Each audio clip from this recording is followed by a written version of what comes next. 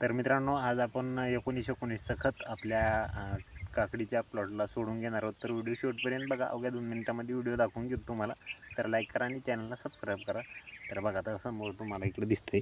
आता इथं पाणी पडाले आणि आपलं पाणी सध्या कालवून खत फवाऱ्यामध्ये भरून चालू आहे. बघू शकता अशा पद्धतीनं आपलं ठिबक गळते. आणि इथं रोप बघू शकता, थोडं पानं खाल्लेत असेल तरी जरा हे उशिरा लावलेत काकऱ्या.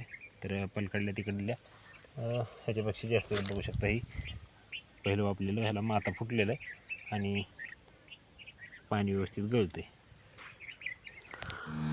तर मित्रांनो, बघू शकता आपण जी फवाऱ्याची नळी असते का नाही, तीच नळी आपण इकडं जी आपलं ठिबकला जी तोटी लावलेली असते त्याच्यामध्ये खाऊन अशा प्रकारे त्याच नळीनं आपण सोडून घेत आहोत. आणि तुम्ही पण असंच सोडित असताल ही अपेक्षा आहे. तर आमच्याकडे तर आम्ही असंच सोडतो.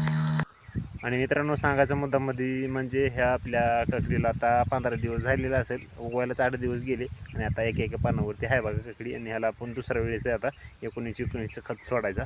तर तुम्ही पण असं खत सोडून घ्या. तुमची जर थोडक्या दिवसाची असेल काकडी, आता उगवली असेल, तर आम्ही पण सोडून घेतला आहे. तर हे बघा, अजून आता ह्याच्यावर यांगायचं, सगळं प्लॉटवरही जायचं आहे आणि नंतर काकडी लागायची. आता उन्हामुळं कशी लागते काय नाही ती तर तुम्हाला समोर आता व्हिडिओमध्ये कळणारच आहे आपल्या.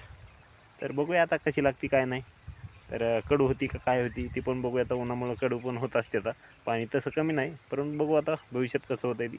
तर लाईक करून घ्या आणि पेजला आपल्या चॅनलला सबस्क्राईब करून घ्या.